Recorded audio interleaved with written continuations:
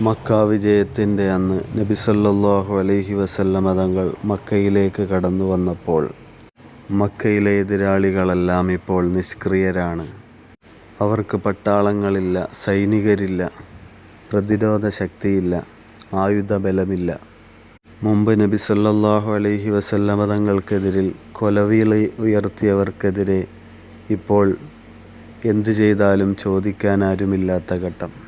ഹബീബ് സല്ലല്ലാഹു അലൈഹി വസല്ലമ തങ്ങളെയും അനുയായികളെയും മുൻകാലങ്ങളിൽ വേദനിപ്പിച്ചവർക്ക് ഇപ്പോൾ ഓടി രക്ഷപ്പെടാൻ മാർഗമില്ലാത്ത ഘട്ടം. അപ്പോഴാണ് നബി സല്ലല്ലാഹു അലൈഹി വസല്ലമ തങ്ങളുടെ മുന്നിലേക്ക് വരുന്നു ഹിന്ദ്.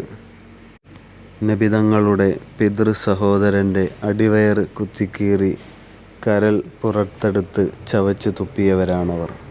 ആ ക്രൂരത കാണിച്ച ഹിന്ദ് നബി സല്ലല്ലാഹു അലൈഹി വസല്ലമ തങ്ങളോട് ചോദിക്കുന്നു, ഈ ഹിന്ദിനും മാപ്പ് നൽകാൻ അങ്ങേക്ക് കഴിയുമോ?